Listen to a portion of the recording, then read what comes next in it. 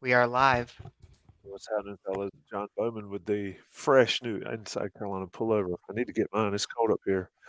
Welcome in Inside Carolina's On the Beat Live podcast on a new night, Thursday night, 9 o'clock. Here we are talking about North Carolina basketball this week. Ross Martin there, John Bauman with, like I said, the fresh members only Inside Carolina hoodie. Um, Shout out to Coach Sanders, Michelle Hillis, and Ben Sherman for making all those happen. Ross Martin, you got the AirPods in. You got me? What's going on? What's up? What's up? Hey, Well, hey. let's get right into it as we wait for Adam Smith to join us. What's going on with this Carolina basketball team? Where are we? New year, new team, or new year, same team? Yeah, we need Adam. Adam's been in every game. I watched the Pitt game, wasn't there for it, but yeah, I mean, last night I thought was pretty good. You had some ups and downs. I thought Wake was a pretty good opponent, and UNC put it all together and won comfortably. Big shots by RJ, and Armando has been so consistent. I think he's the leading candidate for ACC Player of the Year right now. Um, and then I really like what Seth Trimble did and what Leaky Black did. So they have enough pieces to be very competitive this season. They've shown that. But then you have those games like the Pittsburgh game. Um, Unfortunate losses. I'm trying to think of the other losses they've had that, the things out in Portland. These are 18, 19, 20-year-old kids, and you have the ups and downs. I know people want to talk about Caleb, but they can, when he has games like that, they can still win comfortably. It kind of shows you the depth of this team. I mean, you see how the roster changes, the lineup changes. We don't know the status of Pete Nance moving forward, but I really like that small lineup. I'm still confused as to why Puff Johnson's not getting more time. Dontrez Styles not getting more time. So there's a lot to talk about for sure. But good solid win at home yesterday. Yeah, I Yeah, think your point right there. Well, I'll tell y'all. I just woke up. I went in a food coma after I had some La Casina, and I fell asleep. I saw like 8:15, and then next thing I know, I'm being told to get up. I've got a radio show in 10 minutes. So, John, go ahead while I recover. I have a lot of questions there. I love that story, Tommy. I was gonna jump in a little bit talking about Caleb. Uh, I'll bring up this comment from Michael Stroud. He asks, "Shall we start with the Caleb conundrum?" I think that's a good phrasing for this. I looked this up. It was Caleb Love's lowest offensive rating in a game since the Baylor game of last season. His offensive rating last night was 52, which is very bad. In the Baylor game last year, his offensive rating was 50. But it's interesting to point that out because obviously, as we all know, UNC won the Baylor game and UNC won last night. Contrast that with this stat. This season, UNC is 4-0 when RJ Davis scores more than 20 points, and UNC is 9-0 in the last 3 seasons when RJ Davis scores 20 points. So I'm not trying to pile on Caleb at all. I think we all understand the conundrum that he brings, the good and the bad. But it is interesting when you sort of see what leads to winning and what doesn't lead to winning with some of those stats. I think those numbers would be similar though when Caleb scores over 20. Those you get the stats from the UNC notes. I think when Caleb scores over 20, they win. They've lost like one game, I think, or something like that.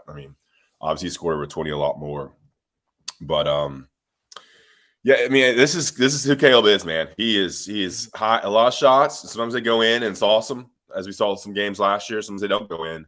I think the turnovers is probably the big issue with a lot of people. He had 4 in the first half, didn't turn over in the second half, I don't think, and then hit a big 3 down the stretch and play good defense. I listened to your podcast with Dewey. You'll talk about that a little bit as well, but people hate on Caleb, but dude, when he hits the big shots, man, he hits back-to-back threes down the stretch. People love him. So you guys my philosophy, you gotta hit the good with the bad. If you want to love on Caleb when he's killing it, then you gotta accept some of the bad parts of him. He can be dynamic, but he can also, provide a headache and turn the ball over and miss shots. He's a high volume shooter. He's gonna take 13 to 15 shots, but he might make 8, or he might be like last night where he only makes 3. That's just who he is. You have to accept that. If you want to get the good Caleb, you got to take the bad Caleb with it. That's just kind of what it is. Tommy, what do you think? I agree with that.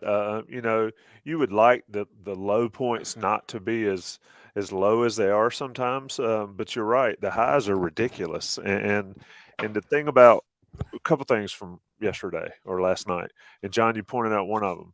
Those two terrible offensive games they had they still won.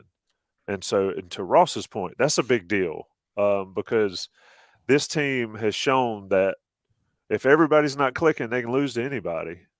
So to be able to win a game against a good Wake Forest team, I think Wake Forest is good, and I think they will be good. With Caleb not playing well, and then the Baylor game, like you mentioned, the problem is you can't have both those guys off. If RJ and Caleb are off, then there's trouble. No matter what Baycott does, quite frankly, there's not another person on the roster that can step up if RJ and Caleb. But the interesting thing, and this is what I was mentioning, and you referenced Dewey's podcast, is they all got after it on defense the last 8 minutes of the game. I mean, if they would play that type defense for 40 minutes, for 30 minutes, for 35 minutes, or 25 minutes, this would be a completely different team. They certainly wouldn't be just 10-5. And Caleb was a big part of that. You have to learn how to contribute to the team when you're not hitting shots. And I felt like in the last 7 or 8 minutes, Caleb Love might have learned that watching the end of that game because he was all in on defense, as were they all.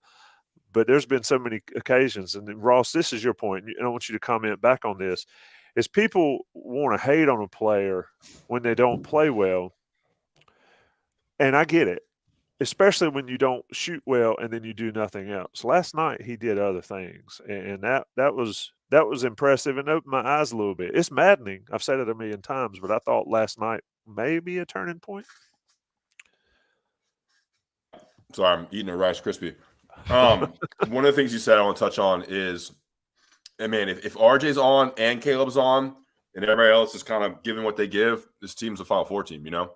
Yep. Like if Baycott's given 20 and 10, Leaky is who he is, and you get really good RJ, who's been pretty consistent this year as well. I think RJ's having kind of a second team, first team All ACC type year right now.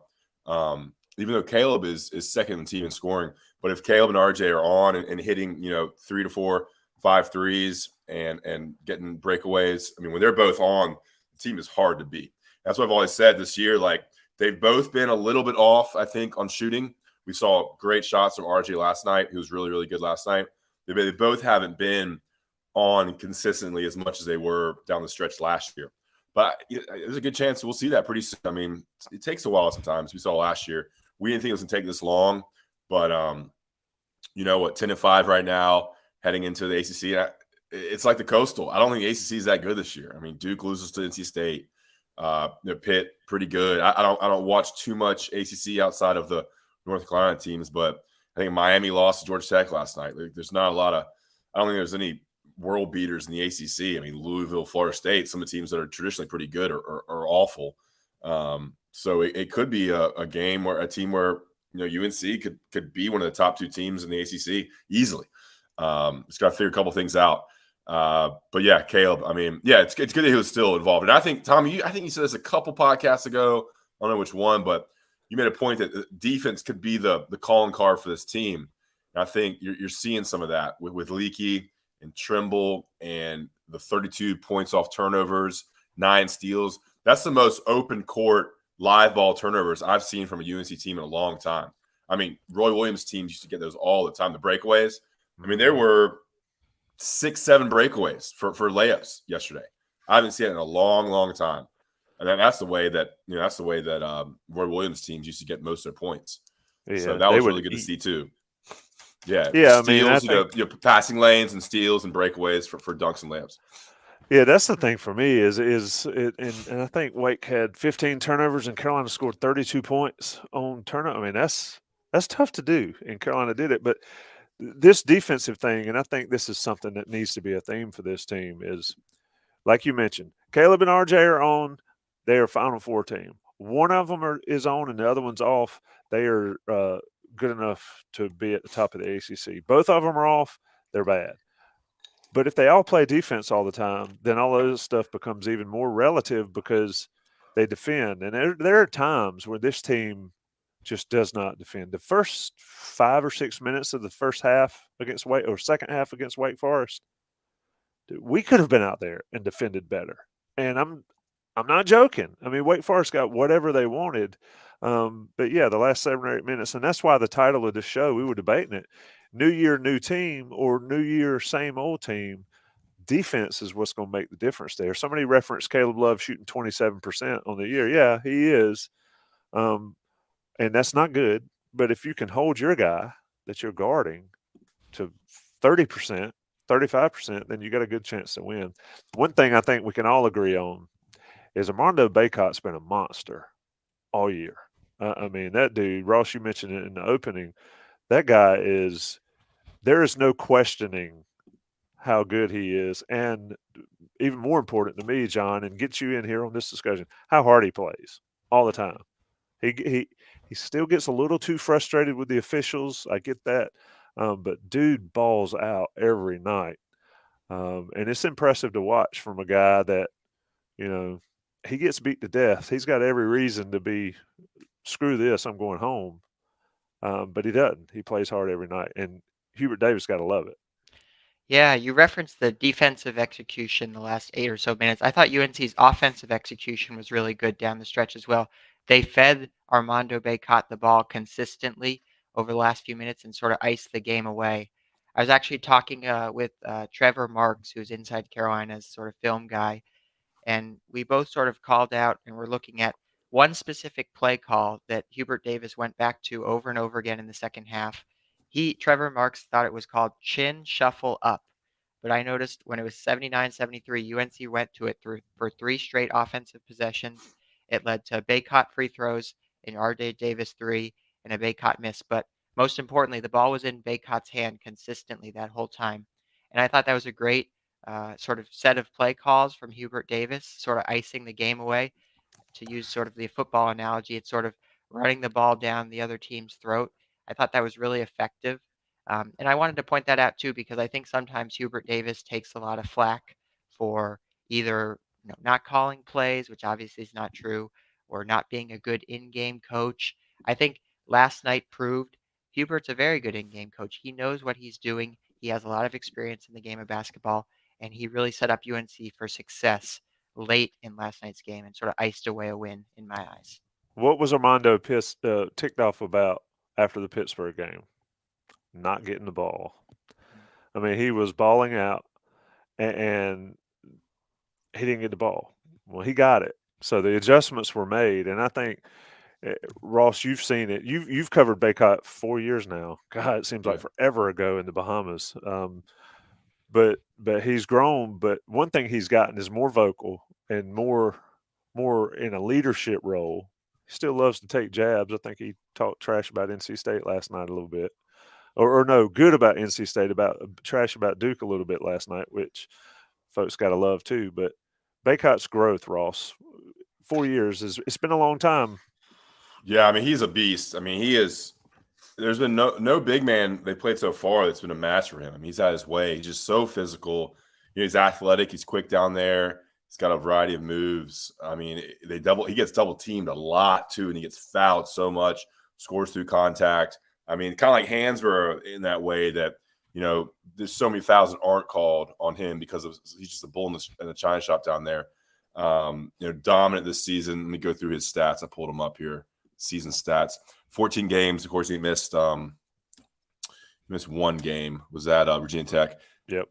Yeah, 18.6 points, 11.1 rebounds, so averaging double-double, 18 blocks, which leads the team, 9 steals. He's shooting 57% from the field. And, they always talk about in the offseason him expanding his range. He's only shot 3 threes. I mean, he is just an interior player. But last night you saw a variety of moves. You saw a couple hook shots, breakaways. He's had a couple good steals too. And, he's so consistent. He played 38 minutes last night. I think they got to rest him a little bit more than that. I think you got to get him down to about 32, 33 a game, which kind of brings in the Pete Nance factor. But he's been incredible. He's been consistent. And I hope he gets his jersey honored when he leaves Carolina. You have to be ACC Player of the Year or, second team, first team All-American, a couple other things. So it'll be interesting to see, but he's going to be the best rebounder at UNC when he leaves. He could come back for a fifth year. Who knows? He's making a lot of money in NIL. It's like every other day he gets a new NIL deal or something. So I saw some other new thing, him and Jeremy Roach, and the guy said, Yeah. "Oh, that's for a couple $100,000 a year." Yeah. Yeah, so he is he's been really consistent. You can kind of that's what, sophomore year, freshman year, it's up and down. And then last 2 years it's been pretty consistent from him, which is great to see. Let's talk a little bit about substitution patterns and the bench. Ross, you just mentioned it. I saw another stat tonight. I don't have it in front of me, but both Caleb and RJ are way up there in terms of percentage of minutes played this century for UNC basketball teams. They're playing a ton of minutes. Armando's playing a ton of minutes. And yet I feel like we keep talking about it every week. We see interesting things from the UNC bench. I thought Jalen Washington, he played like 4 minutes last night, but he looked interesting. He kind of had like a little bit of that Isaiah Hicks just come in and instant offense from the post. We've already talked about Seth Tremble. We've already talked a little bit about Puff Johnson. So I'll kind of throw this over to Tommy as I read the question here from Calm and Peaceful. I don't understand Hubert's substitution patterns. I just don't get it. Tommy, what do you think? Should UNC be using its bench more? I think that he's bristled a couple times in press conferences when people have asked him about that. He's played a lot of guys. I mean, they're getting 7, 8, 9 guys in the game. He doesn't play them much. And to Ross's point earlier, I mean, Baycott's averaging 34 minutes a game. That's too much on top of what they did last year. I think he has some talent on that bench. Now, how does he manage rotations, right? You felt like watching Roy Williams and even Dean Smith is that the sixth man off the bench was going to be the sixth man off the bench, whether they were playing a big team or a little team or a speedy team or a very defensive mind team. I don't think Hubert works that way, and that's what sort of the new era type deal is. His substitution patterns are based on who they're playing and matchups and things like that. And I thought Washington came in last night when Nance went out with the back. And if Nance has got lower back issues and spasms and all, bless that kid, because I've had them, and that is no fun. Now, he's going to have a lot better treatment than a couple of Advil and a heating pad, but they're still trouble to deal with. So Jalen Washington comes in for that stretch there, I think, because Hubert intended to have Pete Nance and Baycott out there for that 5 or 6 minutes or whatever it was. But he substitutes. It's interesting because you see DeMarco Dunn come in and play a bunch of minutes in the first half and none in the second. Or Puff Johnson comes in and does a few things and then vanishes. Those are the weird parts. Ross, it doesn't seem like there's any rhyme or reason.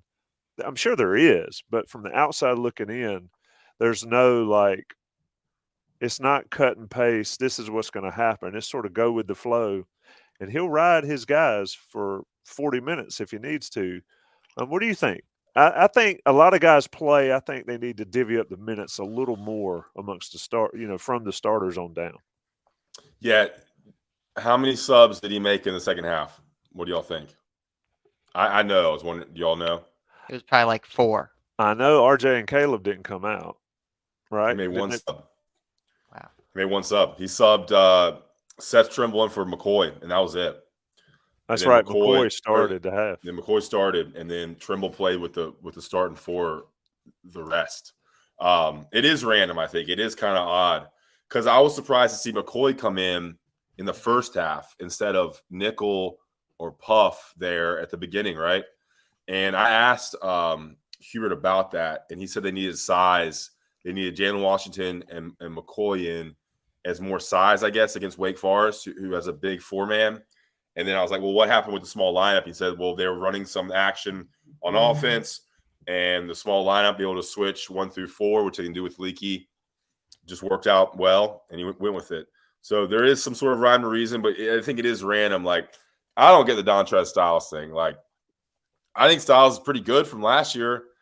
I mean, Hubert certainly knows more basketball than I'll ever know, but I think Styles deserves more time. I like Puff. It seems like Puff gets in the doghouse or gets too many fouls or does something wrong, and you never see him again. But when he's in there, I mean, Puff was awesome in the Alabama game. I thought Puff has good moments. We haven't seen him much really since Portland. Like I need to pull up all of the game logs, but I don't remember Puff doing much since Portland. And then so it's starters. He rides the starters. The Trimble stuff was great to see. I think Trimble deserves a lot more time. I think he's the most athletic player on the team. I think he'll be the most athletic player that UNC's had in a long time. They need more athleticism. He plays bigger than he is. He's strong. He's a willing defender. Not much outside shot, but he was great. So and then like Nickel didn't play yesterday. Nickel's been at least getting minutes in most games. Doesn't see the floor. So it's odd. We'll see if Washington. I think Washington could get more time to relieve Baycott, but that's such a drop off. Like Washington is nowhere close to Baycott. So you're really sacrificing a lot if you're going to put Washington in for 3 or 4 minutes at a time. So he loves his starters, and we saw it last year. And he's playing starters more this year, I think, than even last year. It's pretty close. Yeah, so, I don't have them both up, but I don't understand the Puff thing because I agree with you. Puff either in and out of the doghouse or he's doing something that our untrained eyes don't see to get him there. I think he hustles. I think he plays hard. Justin McCoy, I was surprised to see him out there. But like I said earlier, Hubert subs based on matchups more. Mm-hmm. He reacts to what teams are doing, whereas, Roy Williams would always say, we're going to do what we want to do, and the other team's got to deal with it. I think Hubert's more of the new school. We're going to adjust based on what another team is doing and work with it. I love more the NBA style. I would imagine too, right? Kind of. Yeah, you play for the match, go for the matchups, rather than being stiff with your substitution patterns or whatever. I did look it up real quick too, Tommy. UNC was 348th last season in Ken Palm's bench minutes metric. This season they are 361. There are only 2 teams with less. That's why we keep bringing it up, because UNC is literally at the bottom. There are 363 teams in this database, and UNC is second to last, third to last. So that's wild, why we keep bringing it up. I mean, that's crazy. Can you go back and look up those numbers during Roy Williams' tenure? Sure. Does it go back that far just to see? Because I'd like to see. Go ahead, Tom. Sorry. No, you're right. I was going to say Roy would sacrifice early season games to play guys, with the hope that it paid off later. And I don't think Hubert Davis is about that. Hubert Davis trying to win every single one of them. Whether they do or not, it's a different story. But I don't see him sacrificing a potential win in order to get somebody playing time that maybe he doesn't feel like deserves it or earns it or whatever. Go ahead, Ross. Sorry. Yeah, I'd like to see them get a 3 subs, like an 8-man rotation, and just kind of stick with that, and then get them used to playing with Puff, whether it's Puff or Trimble and Styles or Washington. Like, just you don't have to go 9 deep or 10 deep. Get a couple guys that can give you 10, 15 minutes a game to because Baycott playing 38 a game is just not going to last. I mean, he's going to be beaten down come March. So we'll see. But yeah, I mean, it's random, and there's not a set 3 or 4 he goes with. He went with McCoy. McCoy hasn't played any this year. Yeah. I think I don't know if it's accurate or not, but I think the Final Four, especially the championship game, sort of shows what ends up happening when you ride your starters all the way down, because those guys were dead on Monday night. Now, granted, the emotion of they got there, and the emotion of Saturday was certainly anything beyond anybody's expectations or experiences there. But I felt like they were just worn slam out. Is that a function of the season, or was that a function of the Saturday game? I don't know, but it's interesting. We'll talk about it till the end of time, as long as Hubert Davis is coach, I would imagine. Caleb was +3. Sam Durham, the question there, what's the plus minus on Caleb? +3. I'll run through the plus minus right now. We got time. Seth was +16. Pete Nance, that can't be right. Yeah, plus that can't be right. Plus 12, but he only played like a minute. Baycott plus 11, RJ Davis plus 10, Leakey plus 8, Caleb plus 3, Puff Johnson plus 2, Justin McCoy plus 1, Jalen Washington minus 4, and DeMarco Dunn minus 1. So the highest was 16 for Seth Trimble. Did anybody see Adrian Atkinson's stats earlier today on Twitter? Look them up. Carolina defense. It's similar to the plus minus. Carolina defensive on-court, off-court ratings. And Love is minus 22.1. Nance is the highest at plus 10.7. I don't understand. Yeah, they're too deep for me, but that doesn't look good. It just doesn't. It doesn't look good. People are hating on Love, man. I mean, he's been so good at times. Like, has he been that bad this season? I feel like he's been okay this season until yesterday. It's interesting, too, to hear the reaction of the Smith Center sometimes when he's shooting. I mean, the most obvious example was last season against Syracuse, late in the season when he took that late three and everyone kind of groaned and then he ended up making it. But even last night, I mean, you would think that he's taking just these, like half court Harlem Globetrotter type shots, the way the crowd is reacting. And again, you got to take the good with the bad. We've said that consistently on this podcast, but it's just part of the Caleb Love experience in Chapel Hill. Did y'all see Kendall Marshall's dad's tweet? I saw it on the boards. Yeah, that's unbelievable. I think somebody asked, why is there no doghouse for Caleb Love? I'll say this.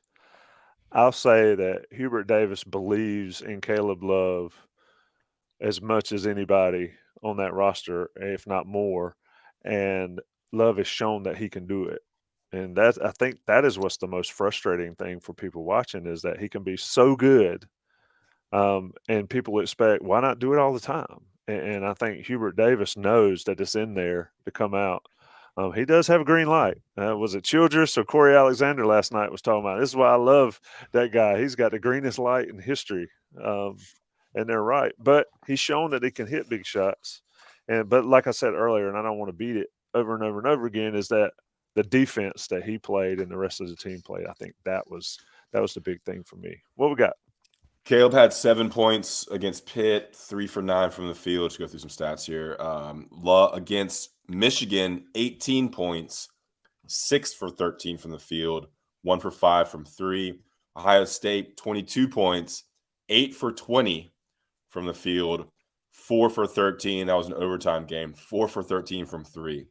So he does shoot a lot. Well, I think the Alabama game is going to be Caleb Love's Appalachian State fourth quarter. He shot 36 times against Alabama. I think people will always remember that, no matter what he does. And anyway, I just think the team certainly needs him. And like we talked about, when he's hot and when they're both hot, and the chemistry is good between RJ and Caleb. Garrett Chapman mentioned that's why Carolina has 5 losses. Yeah, that's also why they made that run in the Final Four, and I think that's what everybody's is hoping for. And Orange Shovel, that's an interesting nickname. Caleb is a game-changing player for good or bad, but you can't change the games from the bench. You have to accept it. There you go. I think that's a pretty good thing. So time for a break. Right here. What's that mean? In the grill. I think a little food in the teeth there. I think that's what they're saying. You got food in the teeth? I don't know. I brush my teeth. That's my gap. That is great. Sponsored by Lane Dentistry. Let's talk about Johnny T-Shirt, johnnytshirt.com right fast. We are halfway through our new night on Thursdays on the Beat podcast. Johnny T-Shirt supports Inside Carolina. Please support them. Take care of them. Join the premium boards. Look, I'm gonna tell folks, if you're in this chat, do me a couple things. One, like this. Smash a bunch of likes, as Chip says on cover 3. Also, subscribe to the YouTube channel if you're not, and make sure you're subscribed to Inside Carolina premium message boards, because it's going to heat up again with all the Jason Staples is going to be doing some breakdowns. There's recruiting news. Obviously, Carolina's gotten some big basketball recruits here lately. It's worth it, and 10% off your Johnny T-shirt order as you get ready for summer. Because I refuse to believe that it's wintertime. It's just a few weeks more till summer, and Johnny T-shirt hooks you up. Take a national break. Let the guys pay the bills that way. It's On the Beat Live. Ross, John Bauman, and Tommy. All right, guys, 9:32 on Thursday. I don't really have much else on this basketball team, but I do want to talk about Ross. I want to get your take on expectations here. You mentioned how the ACC is down, which it is. Look at this. You want to see something funny, especially for somebody like me, an older school guy. Look at the ACC rankings right now, and I had them up and I've lost them. I mean, it's like none of the blue bloods. Yeah, I have it, Tommy, if you want me to read it real quick. And then Clemson. Yeah, it's Clemson and Pittsburgh. They're the two 4-0 teams. And then there's Miami at 4-1, Syracuse at 3-1, and then some of the blue bloods, if you want to call them that, Virginia, UNC, Duke, Wake Forest, are all at 2-2. And then you kind of go on down from there. But it's kind of an interesting mix at the top of the standings so far this season. And Carolina's next opponent at 11:30 on Saturday, Notre Dame, 0-4. Mm-hmm. And Notre Dame's generally a pretty good team. Mike Bray usually has a pretty good team. Don't know what's going on there. Just a weird season. You know, everybody said, God, they lost to Pitt. And Greg Barnes and I talked about it on Next Level. That loss to Pitt last year was terrible for the basketball team. Maybe it helped them flip the switch. But the one on December 30th this year, not a bad loss. In fact, they should have won. But anyway, Ross, what's realistic for this team? I mean, are you sold on them being a tournament team at this point? I think they'll be a tournament team. I was looking at Notre Dame's roster. They still have Nate Lazikowski. He's been there forever, I feel. Remember that guy? Those dudes, I mean, between COVID and yeah, it's crazy. And all that. Yeah. I mean, I think this team can win a lot of games. I think they have all the talent in the world. So if they can put it together, they can certainly, like I said, the ACC is not that strong. I think can rattle off a couple wins here. I mean, I don't know. Clemson, I don't know if Clemson really scares. I don't know. It never really scares. The teams that scare me are Virginia, and Duke. But other than that, I mean, I don't think there's anything else. I mean, yeah, we play Wake Forest on the road. But you got Virginia twice, Duke twice. But yeah, they got some games they should easily win in there. They got Pittsburgh at home, so have a chance of redemption there. So I certainly think this is a tournament team, Tommy. I think the question is how far can they go? I think they can. I think they're going to keep getting better. I mean, I just think they're so experienced. They're going to figure some things out. Do think they're missing a shooter. We haven't really talked about that. I think they're missing that. They're missing Brady Manick. I think they're always going to miss him. They got to recruit more shooters. You can just knock it down a 6'6", 6'9" guy who can just stroke it. Like Puff, that's not Puff. I don't think it's Nickel. Nickel's hits. It's not Nickel. Nance. I don't think it's Nance. Certainly not Nickel at this point in his career. They're missing that guy. I think that's the one thing that's going to separate this team from last team, no matter how more experienced Love and Davis and Baycott are. But I certainly think it's a tournament team. I think they'll fare pretty well in the ACC because I think they're battle tested. I think they have the experience, and they got to win those games like the Pitt game. That should have been a win. This should have been a win. We'd talking about them as UNC being right there at the top of the standings right now. So yeah, I'll piggyback on what you were saying there, Ross. And one name you didn't mention, as Bull Heel mentions, is Leaky. And I still find him a really interesting case as a shooter. So first of all, let's acknowledge he is 39.4% from three this season. In conference play, he's 4 of 11, 36%. So that's still held up. But I tweeted about this last night. Defenses still don't really respect him from the perimeter, and from a spacing perspective, that matters. Sort of what spacing you're creating on the court. It really doesn't matter how you're shooting the ball. It matters how defenses are treating you. So if teams are still going to just abandon him and give up open shots to him late in second halves, like I think last night he also airballed a three late in the second half. There's a little bit of a trade-off there. I'd love, Ross, if you could sneak in a question to one of the opposing ACC coaches. I'd love to hear how they're talking about Leaky to their teams, because is it still just sort of treating him as a non-shooter, or at what point do you sort of let his sample size from this season that he's almost a 40% three-point shooter kind of kick in? I thought that was kind of an interesting subplot, especially from last night's game, because he performed so well offensively. What was it? I believe he had 18 points. Career So high. one of his best offensive games, career high points, so maybe his best offensive game ever scoring wise as a Tar Heel. But I think that's something to continue to monitor throughout the season, especially if UNC doesn't have Pete Nance on the floor for an extended amount of time. We know he is sort of a hit or miss shooter, but Nance is a willing shooter. So if they're going to be playing Trimble more, that's one more kind of non-shooter on the court. So it's Yeah. just something to watch. I think Leaky, I mean, if he can hit 2 threes a game, if he can hit 3 threes a game consistently, that just completely changes. I saw your tweet, John. I tweeted something similar. You had the picture there, right, with the spacing and how much they were playing off Leaky. I said something about how, like, man, if he can knock down threes, the wide open threes, it completely changes the offense because then they start respecting him. But I think, Dewey said this too, Tommy. I agree. Like, man, Leaky he has the body of an NBA player. I mean, he is 6'8", 6'9". He's long. He's built. He's athletic. He should be driving to the basket and scoring at the rim. He showed some of that last night. I feel like he should have been done that his whole career. But, he has such the ability to get to the rim, just do it more, be aggressive. I think his mentality is he's a little tentative. He's kind of a shyer, soft-spoken guy. He's never been that big leader, that big vocal guy, and he kind of shows in his game. He's always kind of played second fiddle, third fiddle, fourth fiddle at UNC. Came in with Kobe and Nasir, which is crazy to think about. So he's never really been the guy. I think it kind of shows with his offensive game. He's always had to defer to other players his whole career, which makes sense because he's not the offensive threat. But if he can be more aggressive and drive, I think it could open him up more. It changes what UNC can do because I think he can be a good scorer.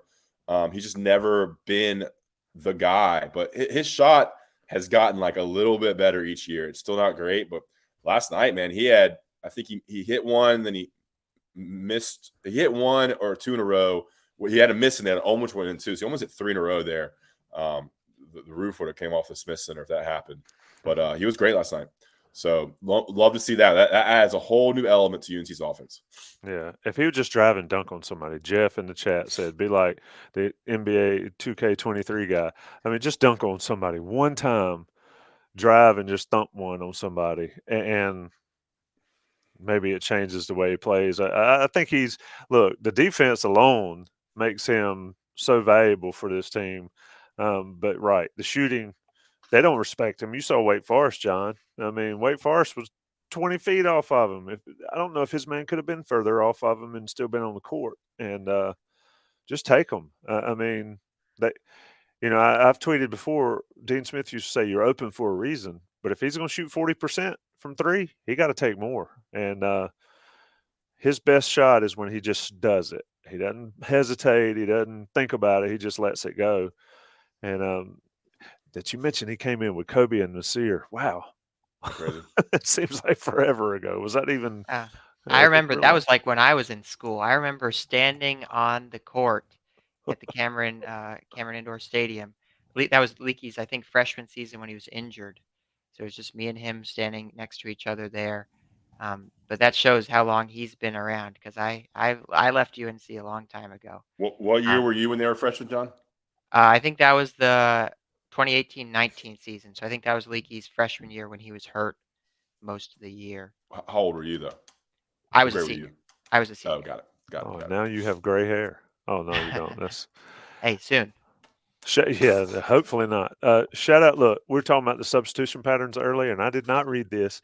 So when Joey Powell's watching this, and I have to hear about it on Saturday at Inside Carolina Live, he said, I'm convinced it's another one of Hubert Davis's NBA influences that he just goes with whoever's playing well and the feel of what he sees on the floor. Almost the polar opposite from Roy Williams. And that's what I was saying. That's what it feels like. Anyway, this team can be really good. This team's got to buy in. The Pittsburgh, hearing Hubert after Pittsburgh and then hearing him after Wake, this team is too veteran to have the ups and downs, and that's what I want to see. Yeah. I want to see some consistency. I don't think it's that difficult to play hard every game. I don't think it's that difficult. And why we're still having to discuss it is what's the most befuddling thing to me. What do you think, Ross? Is he, what else can Hubert Davis do? I don't want to say is he doing all he can do because he clearly is, but like to get consistency, what more Yeah, is there to yeah. I do for mean, him? I mean, he's probably saying all the right things. It's a matter of these guys buying in. I don't know. I think a good test will be if they go in. Notre Dame, I'm looking at Notre Dame is pretty bad this year. They've lost Miami, Boston College, Florida State, Georgia, Marquette, Syracuse, St. Bonaventure. So I think if UNC could come out 11:30 a.m. on Saturday and just get a comfortable 10-point lead in the first half, get out to close to 20 in the second half, that'd be a good message. Two back-to-back wins at home against teams they should beat. That'd be a good sign too. But I think we kind of beat this horse.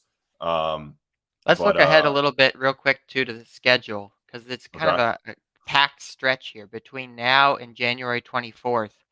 UNC plays, it looks like 6 ACC games. So they play Notre Dame on Saturday, then they go at Virginia, at Louisville, then they come back home for Boston College, NC State, and then they close out this little stretch with Syracuse. So there's definitely some winnable games in there. We've already talked about Louisville tonight. They're kind of a mess. Boston College is a winnable game, and then Syracuse on the road, I think, is a very much a winnable game. So this is a maybe opportunity for UNC to kind of stack wins, get a little bit of momentum. It's going to be, I think, a really interesting stretch after they took some big breaks kind of around the holidays. Yeah. Maybe some time to get a little bit of momentum. They're all winnable, John. This is UNC basketball. They're all winnable, right? I mean, they should have. I mean, there's every game they should have. There's no game on the schedule that was not winnable. I don't think. Maybe Indiana. Maybe Indiana at Indiana was the one that you're like that might not be winnable. I think Duke. I mean, that was wild last night. So it is an interesting stretch here. I think the road games are key here. ACC road games on like a random Tuesday at 9 p.m. That's tough. That's tough up in Charlottesville and places like that. You want me to do a little football, Tommy? What do you think? Yeah, let's go football for a minute. What y'all want to discuss? I did see Mac Brown, and this is for our listeners and watchers. Mac will have a press conference on Monday to sort of have like a new signing day press conference for all the portal guys coming in. The roster being crazy. I guess classes start on Monday, right? And he said that portal guys aren't locked in until they enroll. At least that's what Jeremy said. And so that'll be on Monday. What else? Football related. I mean, there's going to be like so many new faces walking around Keenan Football Center starting Monday. It's pretty insane. Yeah, so 17 newcomers will arrive tomorrow, and I guess start classes Monday. If everybody goes through, that's 9 early enrollee freshmen, and then 8 transfers. There might be 18. Little hint here for those listening on the beat. There's something I don't know what it is, so don't ask me, but something about maybe another transfer or something odd. Maybe it might be additional guy enrolling too. So it is crazy, man. You get 8 transfers. That's almost a whole, starting 11 there. So pretty nuts. And then press conference on Monday to introduce the transfers. We haven't talked about the Oregon game, but that was 2 weeks ago. I've got a quick question for Tommy. Tommy, were you surprised that Asim Richards elected to head to the NFL? That's news. Surprised? Any chance? I mean, I guess they got their grades back, their feedback back from the league, and he felt like that was a good move. With NIL, you think, why would you go and possibly be a late round draft pick or not drafted? But let's be realistic. How much NIL are offensive linemen getting in college? So I think that's part of it. So maybe a little surprised. I thought the line would return almost everybody. Montelis has already announced he's gone, right? He's moving on. So now you got Asim Richards gone. But look, I'm all for people. The league is the pinnacle of the sport, right? Jim Harbaugh from Michigan has had his college team in the playoff 2 straight years, beating Ohio State. And he talked about interviewing for a professional job because the pinnacle is the Super Bowl and winning a Super Bowl. And so for Awesome Richards to make that choice, I hope it works out for him. I mean, it's worked out for a couple other Carolina guys, and they're doing pretty good. And Sam Howell will play on Sunday for the Redskins and finally get his first shot. So it's going to make Carolina's offensive line interesting as we go into spring, especially with a new coach. Yeah, I mean, from a UNC perspective, that's a huge loss. I mean, that's Drake May's blindside, right? So you feel very comfortable with Austin coming back. You know, you think you can get him back, William Barnes, Corey Gaynor, Spencer Rollin, you know, but now you lose him. So now it's kind of, shuffle. Now it's like kind of a weakness almost. So I'll be interested to see if they go in the transfer portal after spring practice and bring in some veteran guy. Say, look, this spot can be yours. You want to come here and block for Drake May. But it did surprise me a little bit. Just he didn't, Austin's a pretty quiet guy. I don't know but he probably got like a 3rd round grade, 4th round grade. He's athletic. He's big. So start your clock early. What other news we got? I think the transfers coming in. I'm really excited about the wide receivers. I think they're gonna be. I think that's you're basically getting like replacements for people that are leaving. You lose two wide receivers, you get 2 wide receivers. You lose a safety, you get a safety. Lose a couple corners, you get a corner. So that'd be interesting too. And we haven't heard about Corey Gaynor either, even though he never talks to the media. So maybe we'll ask on Monday if he's coming back as well, because that should be coming here pretty soon as well. What do you think about the bowl game, John? Sorry, go ahead, Tommy. No, we'll go ahead. That needs to be question number 1 or 2 to Mac on Monday about Corey Gaynor. Bowl game, John. It's old news. What do you think about bowl game? Well, we haven't talked about it. I was going to say what I want to talk about is there's, I know there's a statute of limitations on things. So, some things are too fresh. You can't talk about them. But I want to talk about, it's been a few days now. I want to talk about the jersey situation because that was, to me, just so crazy, so funny, so much unintentional comedy. I know everyone knows what I'm referring to, but just in case you don't, it was in the 3rd quarter of that game, and UNC got a penalty for, I guess, not reporting that George Pettaway changed his jersey to number 43, I think it was. And I just think looking back, it's just such a hilarious situation. So many parts of it were funny. Number one, the poor kid's face who was on the equipment staff, who I'm sure has like dedicated his entire life to UNC football. And then I'm sure he checked his phone after the game and saw like 10,000 text messages from everyone he's ever known. Like, hey, you were on TV. How did that go? So I want to learn more about him. Ross, I'm expecting a feature story on him at some point this offseason. But it was also just so funny to watch George with the jersey that was way too big. He was like Casper the Ghost out there, or like a sailboat. He had like huge flaps going off of him. And then it was also funny because they were like showing him as he was taking the jersey off, and I didn't know what player it was. So it was like a Scooby-Doo reveal, like, okay, who is it? Who's returning this punt? And it ended up being George Pettaway. So I think That was funny. enough time has passed. We can all laugh about that now. Crazy call, very funny in hindsight. If it had impacted the game, not funny at all.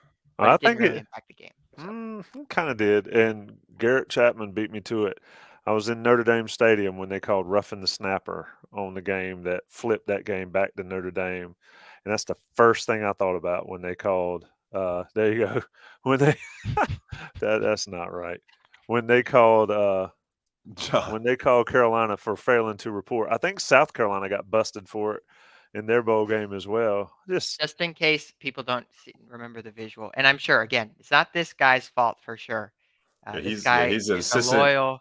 He's a student assistant equipment Mm-hmm. manager guy. Like, probably doesn't even get paid.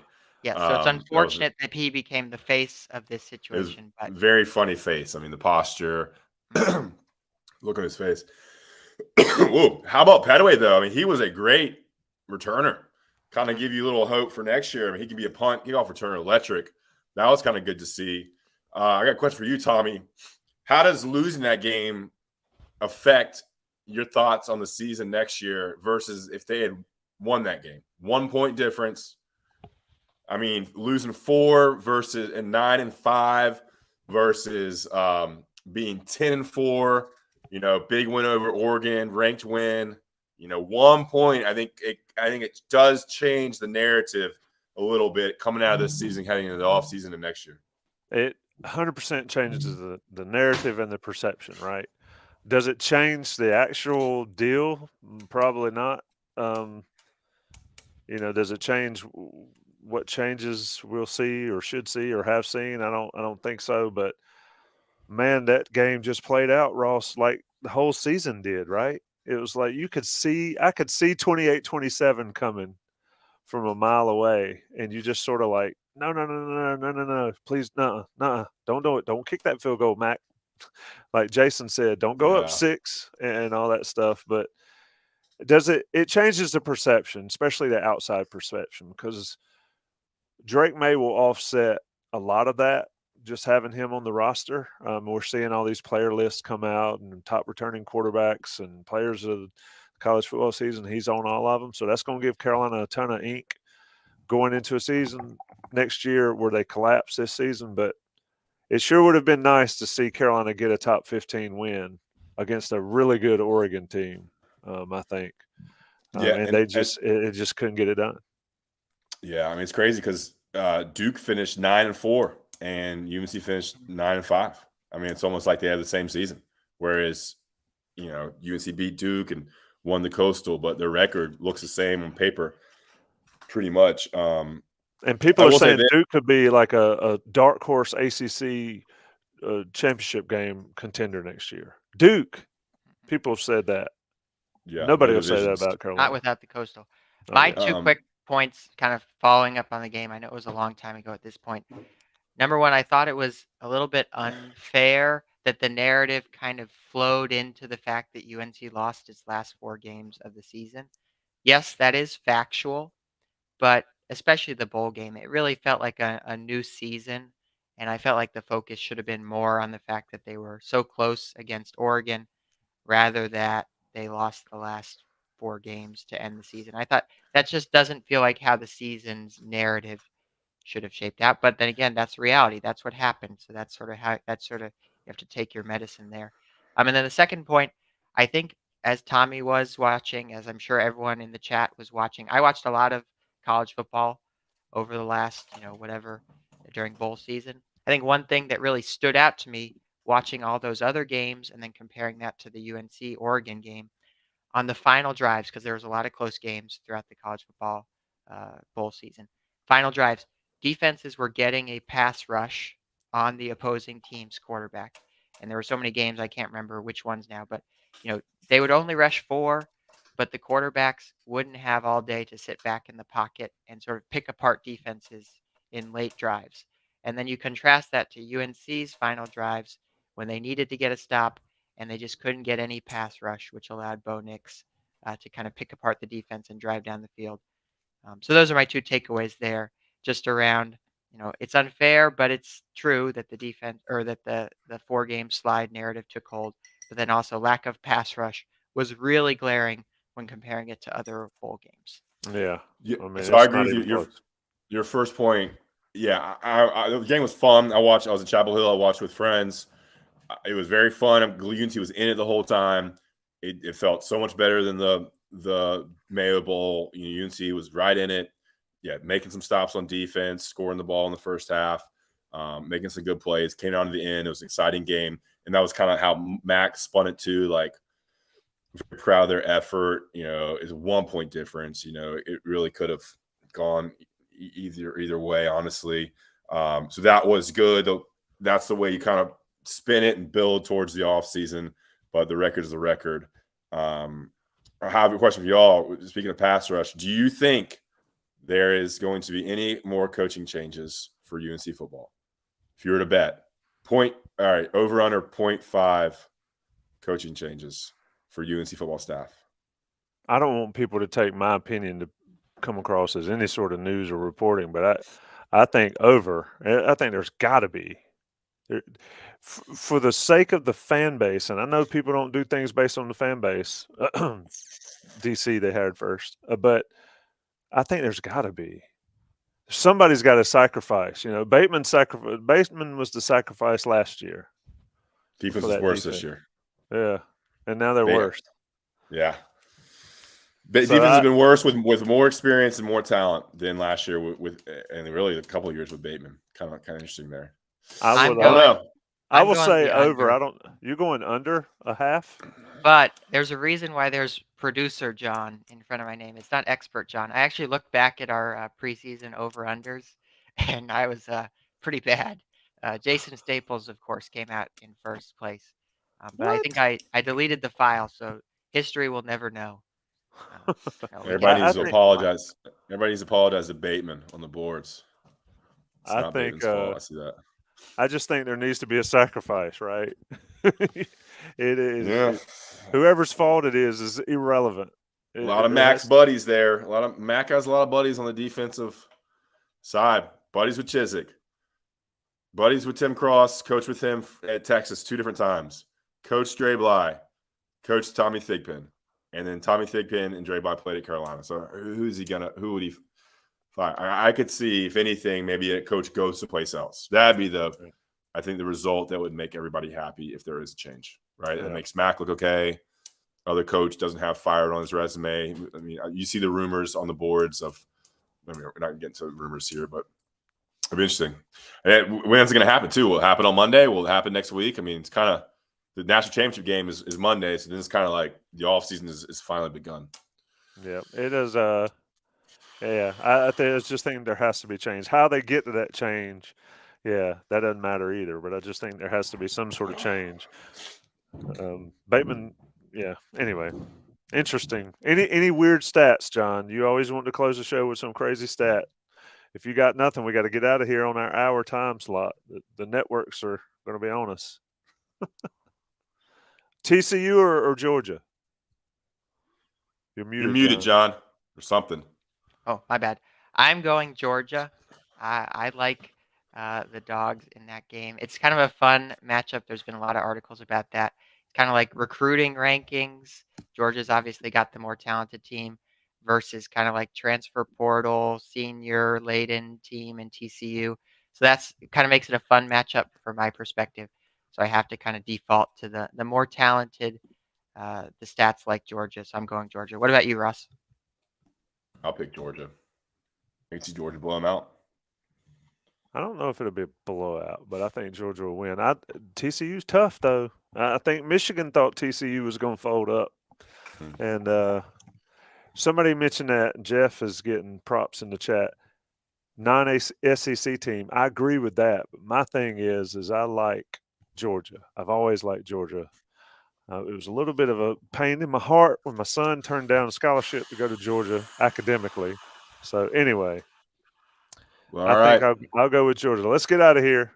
It's been Inside Carolina on the beat on Thursday, the new night, 9 o'clock throughout the season. A lot of basketball games on Monday, Tuesday, and Wednesday. So we're going to roll Thursday nights. Hopefully next Thursday, Adam Smith will join us as he is the Inside Carolina beat writer. And this is On the Beat, sponsored by Johnny T-Shirt and JohnnyT-Shirt.com. Shout out to Ross. Shout out to John. I've been the host, Tommy. We're all in it together. We will talk to you all next week.